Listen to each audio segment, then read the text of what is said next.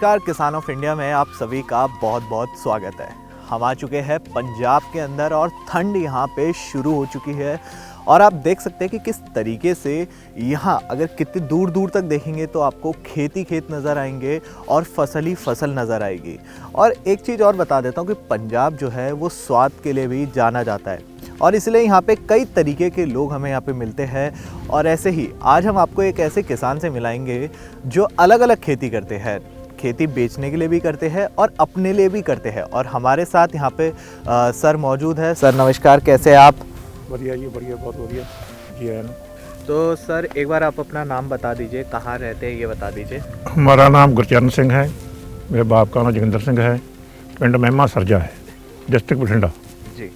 तो ये बताइए सर, आप कितने एकड़ में खेती करते हैं और कौन कौन सी फसलों की खेती करते हैं? हम 22 एकड़ की खेती करते हैं।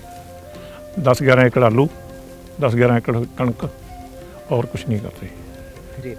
और सर जब मैं आपसे मिला था तब आपने बताया था कि आप खेती अपने लिए भी करते हैं और कुछ ऐसी सब्जियां आपने उगा रखी है जो सिर्फ घर पे इस्तेमाल होती है। हाँ। कि घर के लिए आप क्या क्या चीज़ें उगाते हैं? घर के लिए हम खेती सब्जी है, कुल सब्जी करते हैं जी। गोभी आ गई, मूली आ गई, गाजर आ गई या कोई होर निक्की मोटी हैगी है, सब लगाते हैं आपके लिए जी। और आप कमाद लगाते हैं गुड़ के लिए जी।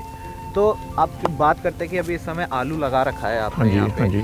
तो कौन सा आलू है और कौन सी वैरायटी आप लगाते हैं आलू की? आलू के 3 वैरायटी लगाते हैं ये, जिसमें आप खड़े हैं एक ये हैगा कुफरी संदूरी जी, जिसमें खेत में खड़े हैं ना, ये कुफरी संदूरी है जी।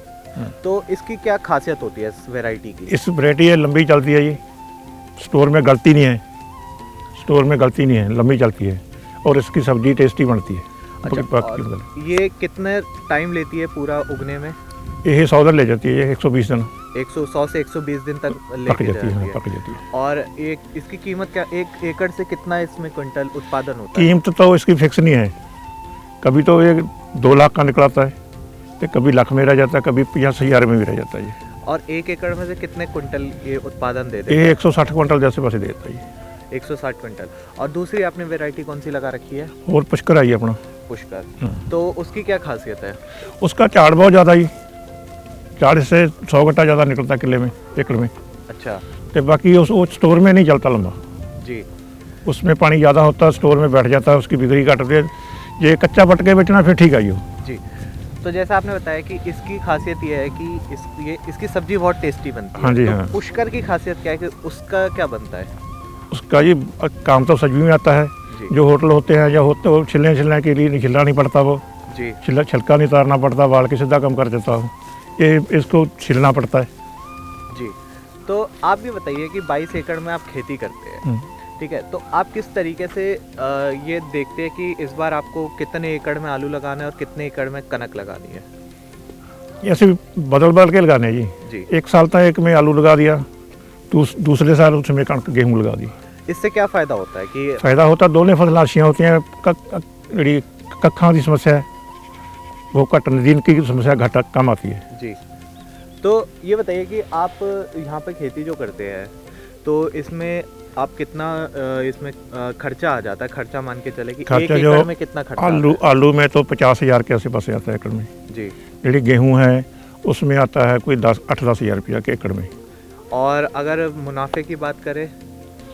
मुनाफा तो जी जी किसान की फसल है ना, एक कुदरत मनसर है जी, कुदरत मनसर है। ये पता नहीं कितने कई तो दुगनी हो जाती है, कई कम हो जाती है, कोई पक्का अंदाजा नहीं लगा सकते। वैसे जो आप लगभग लाइए तो 1 लाख की फसल एकड़ में होती है जी।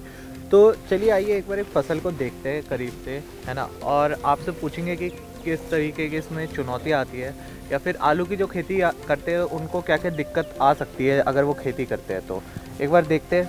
आइए।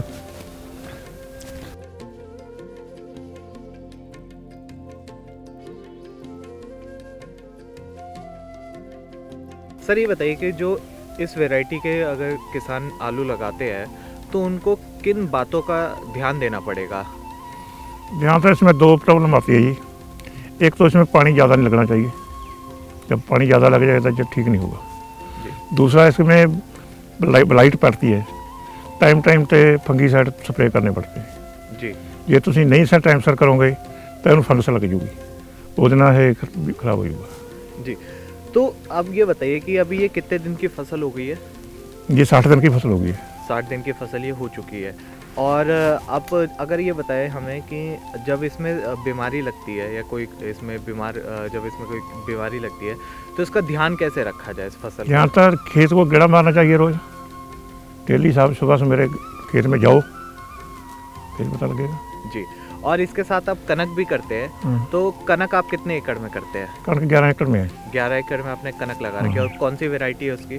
3 वैरायटी है जी, एक 187 है, एक 202 है, एक 3080 है। जी, और कितना लागत आती है उसमें आपकी?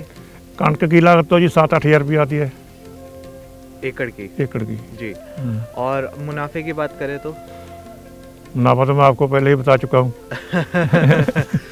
जी, पर फिर भी मुनाफा तो हम मेरी बात सुनो, ये आलू है जी, ये 2 लाख का भी हो सकता है, तो 50 हज़ार का भी रह सकता है। मार्केट रेट उस समय हाँ, क्या चल रहा हो? एक कभी होर बड़ी दिक्कत है, ये हो सब सिटना पे जी जी, लवे ही ना कोई आलू ये समस्या भी आ जाती है। और क्योंकि पंजाब में बहुत बड़े पैमाने पे जो है आलू की खेती करते हैं किसान। हाँ जी। आलू की कनक की खेती बहुत पैमाने पे की जाती है। तो आपके हिसाब से अगर आप कोई दूसरी फसल लगाना चाहे तो वो कौन सी लगाएंगे? आलू, अगर मान लीजिए कि अगर आपको आलू नहीं लगाना तो आप कौन सी और फसल लगा सकते हैं? फसल तो जी मार्केट का समस्या आ रही है, फसल तो कोई भी बीजो पंजाब हर एक फसल हो जाती है जी, जो कोई मर्जी फसल बीजो हर एक फसल हो जाती है। मैं 5 साल गन्ना लगाता रहा हूँ जी, तो वो खंड मिलना फेल हो गया, जिम्मेदारों को पैसे अड़ गए, पैसा मिला ही नहीं, जी, लेबर का पैसा पल्ले दे दिया, सारा कुछ दे दिया, पैसा सरकार ने पैसे दिते नहीं, तो फिर जी। पटना पैसा बंद करना पे जी, उन्होंने खाण जोगरा लगाने लगे। जी। तो आप अपने घर के लिए भी खेती करते हैं। आपने बताया कि आपके पास कई तरीके की फल और सब्जियां भी आप लगाते हाँ जी, हैं, हाँ जी। है ना? तो कौन कौन से फल आपने लगा रखे हैं? हमारे लगभग सारे फल लगे हुए जी, आम भी लगा हुआ है, बेरी लगी हुई है, किन्नू लगा हुआ है, चीकू लगा हुआ है, अमरूद लगा हुआ है, जी। अनार लगा हुआ है। तो आपको क्या लगता है कि किसान के लिए कितना ज़रूरी है कि वो मार्केट के लिए ही नहीं सब्जियां उगाए, लेकिन अब जो फसल कर रहे हैं वो अपने घर के लिए भी करे? जैसे आपने ਇਹ ਸਾਰਿਆਂ ਨਾਲੋਂ ਵੱਡੀ ਸਮੱਸਿਆ ਇੱਥੇ ਹੀ ਆ ਰਹੀ ਹੈ ਜੀ। ਅਸੀਂ ਕੰਪਨੀਆਂ ਵਾਸਤੇ ਲੋਕਾਂ ਵਾਸਤੇ ਕੰਮ ਕਰੀ ਜਾਂਦੇ, ਆਪਦੇ ਵਾਸਤੇ ਬਿਲਕੁਲ ਨਹੀਂ ਕਰਦੇ। ਸਾਡੇ ਪਿੰਡ 'ਚ ਮੈਨੂੰ ਇਸ ਤਰ੍ਹਾਂ ਲੱਗਦਾ ਵੀ 5-4 ਘਰ ਹੋਣਗੇ ਜਿਹਨਾਂ ਦੀ ਆਪਦੀ ਸਬਜ਼ੀ ਹੈ जी, ਤੇ ਸਾਗ ਵੀ ਮੁੱਲ ਲੈ ਕੇ ਆਉਂਦੇ, ਜੋ ਕੋਈ ਸਾਗ ਲੋਕਾਂ ਦੇ ਹਰ ਘਰੇ ਹੁੰਦਾ। जी। और आपने एक बहुत अच्छी चीज़ बताई कि किस तरीके से आपने बहुत सारे सब्जी और फल लगा रखे हैं और आप अपने घर के लिए ही वो इस्तेमाल करते हैं। इससे फ़ायदा भी होता है कि आपको जो सब्जी आपको पता है कि जो शुद्ध खाना है वो आपको मिल पा रहा है उससे। ਜੇ हमारा जे 1 एकड़ ਜ਼ਮੀਨ ਆ, जी, ਅਸੀਂ इसमें खाद नहीं डालते, जी, ਜਿਹੜੀ ਆਪਣੀ ਦੂਜੀ ਖਾਦ ਫਰਟੀਲਾਈਜ਼ਰ ਹੁੰਦਾ ਹੈ, ਅਸੀਂ ਫਰਟੀਲਾਈਜ਼ਰ ਵਰਤਦੇ ਨਹੀਂ ਸਾਰੇ ਖੇਤ 'ਚ। जी, ਕੋਈ ਸਬਜ਼ੀ ਲਾਈਏ, ਕੋਈ ਫਲ ਲਾਈਏ, ਸਾਰਾ ਕੁਝ ਜੈਵਿਕ ਹੈ। जी। और अगर बात करें कि कनक के बाद अब इस खेत में आप क्या लगाएंगे? इस खेत में हम मूंगी बीजेंगे, मूंगी बीजेंगे और कुछ मक्का लगाएंगे, कुछ में मक्का, कुछ में मूंगी। हाँ। ठीक है, तो आप इस तरीके से चलते कि आप आधे सीजन में मूंगी और वो लगाते हैं मक्का, और उसके बाद फिर कनक, उसके बाद चूना चूना। हाँ। जी, और चूने के बाद मुड़ के फिर आलू। तो इस तरीके से एक साल में आप मान लीजिए कि 3 फसलें आप लेते हैं। हाँ। और 3 फसलों में कितनी मेहनत होती है एक किसान की? मेहनत तो बहुत ज़्यादा होती है, जे ग्रां नहीं जा सकता बंदा, घरों नहीं निकल सकता, लेबर की समस्या रोज़ बंदा भरने पैंदे है, खेत च रहना पैंदा। हुण किड्डा मौसम गंदा है, हुण मेरा स्प्रे करांगे असीं उहदे ते जी, इस समान ते। और जैसे कि आपने बताया कि लेबर की समस्या होती है, तो कई सारी अब मशीन भी मार्केट में आ गई है। जैसे आलू को अगर आपकी बुगाई करनी है तो उसके लिए पोटैटो प्लांटर है, और अगर आलू की आपको निकालना है तो उसके लिए पोटैटो डिगर है। तो आप भी इन मशीनों का इस्तेमाल हाँ, करते मशीनों का इस्तेमाल कर रहे हैं। हमारे पास बड़ी मशीनें नहीं है, छोटी मशीनें हैं जी, वो जो पहले चलती थी ना, वो मॉडल हैं जी, तो बहुत कामयाब है, बढ़िया चल रहा है। उससे से पटेंगे हम, जी, मशीन से पटेंगे, पटाई मशीन से करेंगे, जी। बुआई भी मशीन से करिए। और आपको क्या लगता है कि जैसे समय बदल रहा है कि अब लोग जो है वो टेक्नोलॉजी की तरफ आगे बढ़ रहे हैं, तो लेबर को छोड़ के मशीनें जो काम आसान कर रही है, आपको क्या लगता है ये किसानों के लिए फ़ायदेमंद है? ये ना जी ਜਿਹੜੇ ਛੋਟੇ ਕਿਸਾਨ ਹੈ ਨਾ, ਉਹ ਬੜੀ ਮਸ਼ੀਨ ਤੋਂ ਲੈ ਨਹੀਂ ਸਕਦੇ, बिल्कुल ਤੇ ਹੁਣ ਉਹ ਜ਼ਿਆਦਾ ਹੈ ਕੋਆਪਰੇਟਿਵ ਹੋਵੇ, जी, ਇਕੱਠੇ ਹੋਣਗੇ ਲੋਕ, ਫਿਰ ਬੜੀ ਮਸ਼ੀਨ ਚੱਲੂਗੀ। जी, ਹੁਣ ਮੇਰੇ ਪਾਸ 22 ਏਕੜ ਜ਼ਮੀਨ ਹੈ ਤੇ ਮੈਂ ਹੁਣ ਕਰੋੜ ਰੁਪਏ ਦੀ ਮਸ਼ੀਨ ਕਿਵੇਂ ਲੈ ਲੂੰਗਾ? जी, ਨਹੀਂ ਨਾ ਲੈ ਸਕਦੇ। जी। और क्या लगता है कि जिस तरीके से तकनीक आगे बढ़ रही है, तो ट्रैक्टर पे भी हम इनसे बात करेंगे कि इनके पास 2 ट्रैक्टर है और किस तरीके से वो ट्रैक्टर किसानों के लिए फ़ायदेमंद है या नहीं, और क्या आपको वो ट्रैक्टर इनके पास जो है वो उनका रिव्यू जानेंगे कितना फ़ायदेमंद है वो ट्रैक्टर। लेकिन सर आप ये बताइए कि पंजाब में बहुत बड़े पैमाने पर गेहूँ, चावल और आलू की खेती की जाती है ना, तो आपको क्या लगता है कि इतने बड़े पैमाने पर जो खेती की जाती है, तो क्या कभी पंजाब में कुछ दूसरी फसलें भी आ सकती है? फसलें आ सकती है, उसकी मार्केट नहीं ना, थोड़ा उससे MSP दे देना, सारी फसल बीज देंगे जी। ਹੁਣ ਐਤਕੀ ਮੂੰਗੀ ਸੀ ਮੇਰੇ ਕੋਲੇ 8 ਕਿੱਲੇ ਮੂੰਗੀ ਸੀ ਜੀ, ਤੇ ਉਹ ਮੈਂ ਉਹਨੂੰ ਲੈ ਕੇ ਗਿਆ ਸਰਕਾਰੀ ਰੇਟ ਤੇ, ਉੱਥੇ ਉਹਨੇ 4 ਪੱਖੇ ਲਾਤੇ ਉਹਨੂੰ, ਤੇ 50 ਮਣ ਮੂੰਗੀ ਕੱਢਦੀ ਉਹ ਚੋਂ ਜੀ। 50 ਮਣ ਮੂੰਗੀ ਦਾ ਮੇਰੀ 70 ਰੁਪਏ ਰੇਟ ਵਿਕੀ, ਤੇ ਦੂਜੀ 50 ਮਣ ਮੈਨੂੰ ਜਗਰਾਵੀ ਪ੍ਰਾਈਵੇਟ ਵੇਚਣੀ ਪਈ ਜੀ। ਸਮੱਸਿਆ ਵੇਚਣ ਦੀ ਹੈ, ਬੀਜਣ ਦੀ ਨਹੀਂ ਜੀ। तो ਹੁਣ ਜਿਵੇਂ ਮੱਕਾ ਪੇ MSP ਦੇ ਦੇਣਾ ਸਰਕਾਰ ਦੇਵੇ ਤਾਂ ਅਸੀਂ ਸਾਰਾ ਮੱਕਾ ਲਾ ਦਾਂਗੇ। जी, तो आपके यहाँ पे सबसे नज़दीकी मंडी कौन सी है? ਗੋਨੇਣਾ ਮੰਡੀ। गोंडियाना मंडी। ਹਾਂਜੀ कितना दूर होगा आपके यहाँ से? 7 किलोमीटर है जी, 7 किलोमीटर। 7 या 8 होगा बस। जी, तो आप जितने भी आपकी उत्पादन होता है आप उसी मंडी में ले जाके बेचते हैं? उत्पादन हमारे पास 2 है ना, ये तो कणक है, कणक तो हमारे गाँव में मंडी है जी, मेहमा सज्जा में, कणक तो वहाँ बेचते हैं, जो नरमा वगैरह होता है वो गोनेना जाता है जी। जो आलू है खुली मंडी चलता है, गदरबा भी जा सकते हैं, जैतो भी जा सकते हैं, बठिंडा भी जा सकते हैं जी। और जो कनक की आपने जो फसल लगा रखी है, अगर उसकी बात करें तो उसमें जब फसल आप लगाते हैं तो क्या क्या ध्यान रखना पड़ता है फसल का?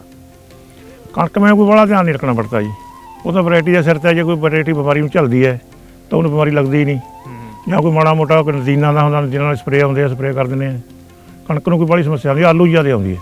तो ये थे हमारे साथ भटिंडा से किसान हमारे साथ जुड़े थे, जिन्होंने बताया कि किस तरीके से यहाँ पे आलू और कनक की जो खेती की जाती है और क्या क्या उसमें चुनौतियाँ आ सकती है और किन बातों का आपको ध्यान रखना होता है। और सर से आगे भी बात करेंगे और इसके दूसरे एपिसोड में हम आपको दिखाएंगे कि कौन से ट्रैक्टर सर के पास है और उनका रिव्यू क्या है। किसान ऑफ इंडिया के YouTube चैनल को सब्सक्राइब करने के लिए नीचे दिया हुआ सब्सक्राइब बटन दबाएं और किसान ऑफ इंडिया से जुड़े सभी अपडेट्स को पाने के लिए बेल आइकॉन दबाना ना भूलें। जो है आपके आसपास, आपके शहर का खास, वो दिखाएगा आपको DNN 24, आपका अपना डिजिटल न्यूज नेटवर्क। तो फिर कीजिए लाइक, सब्सक्राइब और फॉलो।